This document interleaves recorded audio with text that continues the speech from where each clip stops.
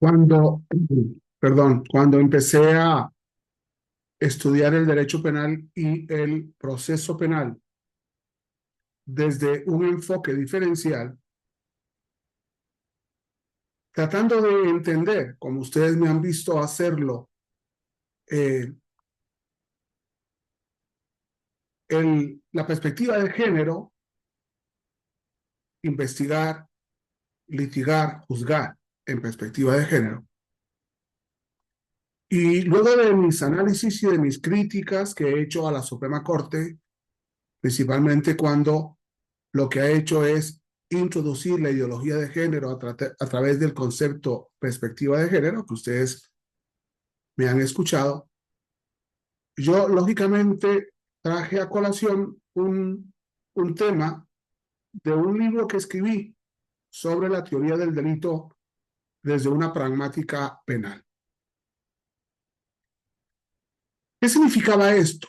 Lógicamente, eh, yo no podía decirle a los jueces, ni puedo decirle a los fiscales, ni puedo decirles a los abogados defensores o a los asesores jurídicos de la víctima que, visto que la Suprema Corte ideológicamente ha fomentado la perspectiva de género, hay que desobedecer.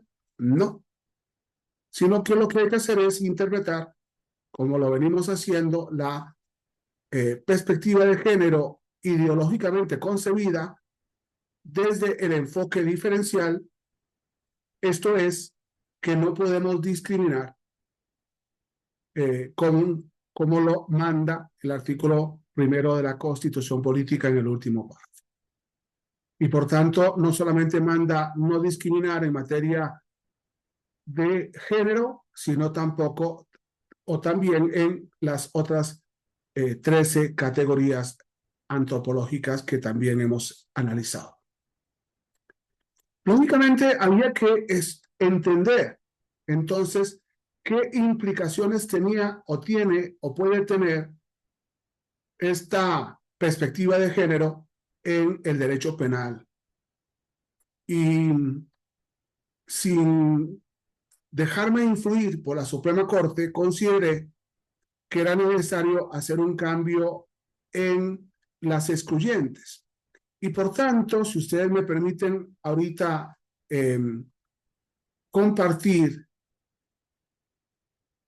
la perspectiva de género vista desde un enfoque diferencial, tenían que necesariamente que, son muy importante, influir en las excluyentes de antijuridicidad y en las excluyentes de reproche, como causas excluyentes del delito en México federal y en las 32 entidades federativas.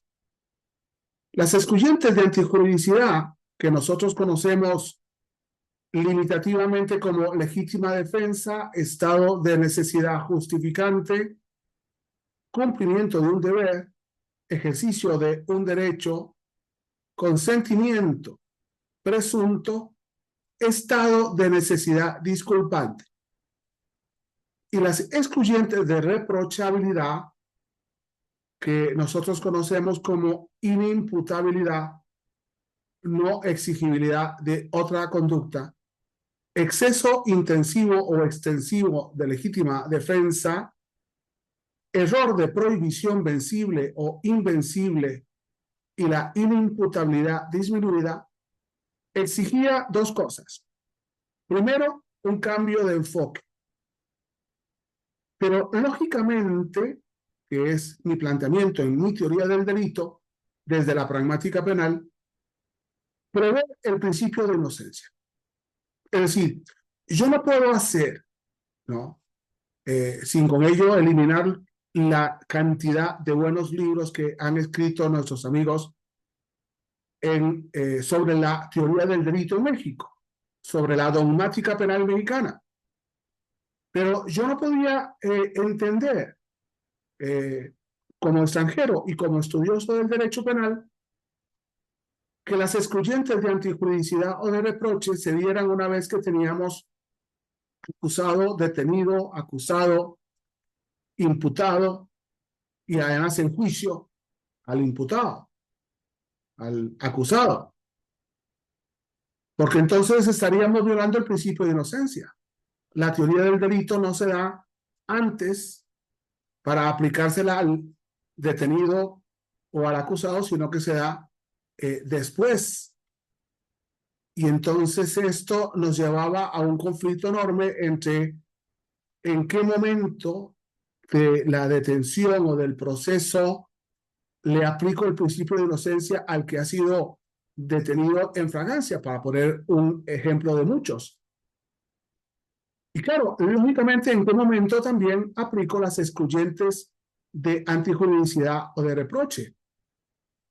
Y si nos vamos a la pragmática, a la praxis mexicana, el debate de las excluyentes, tanto de reproche como de antijuridicidad, se da en las audiencias distintas, inicial, intermedia y juicio, y por lo general en argumentos del desahogo de la prueba en las conclusiones del juicio oral acusatorio. Yo me parece que esta respuesta, que es un poco la realidad, es contraria al principio de inocencia. Antes de detener, tendría que analizarse las excluyentes de antijuridicidad o de reproche.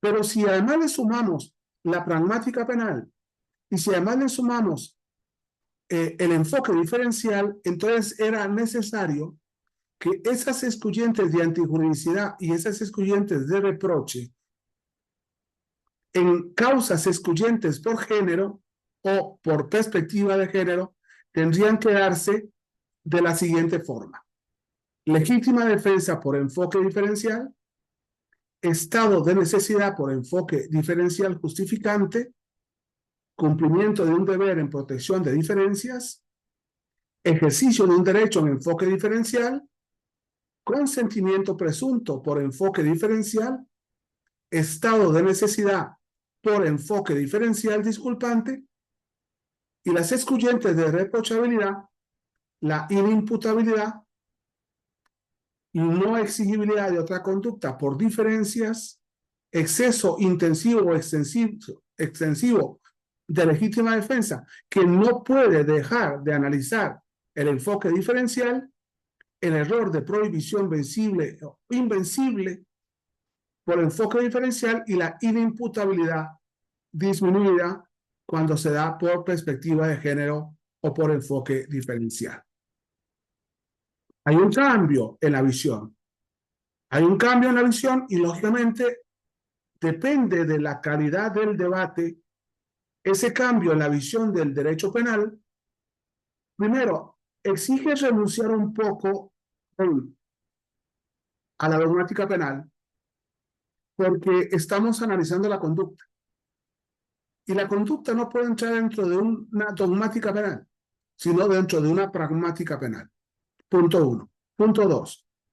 Tenemos que entender que estamos analizando la teoría del delito no desde el derecho sustantivo, sino desde el derecho adjetivo. ¿Por qué?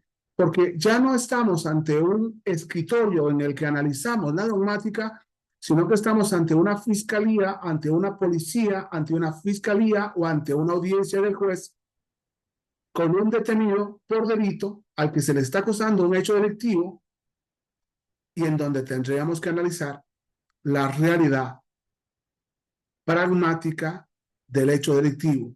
Ya no es una conducta supuesta en el derecho sustantivo, sino la conducta que se está atribuyendo a esa persona que está en audiencia o que está siendo detenida. Es muy importante estos cambios, porque estos cambios nos van a llevar a comprender perfectamente lo que es el principio de inocencia y nos va a hacer comprender, o por lo menos discutir, o por lo menos cuestionarnos si es posible seguir hablando de dogmática penal en el proceso, porque en el proceso ya estamos con una persona sometida al mismo. Muchas gracias.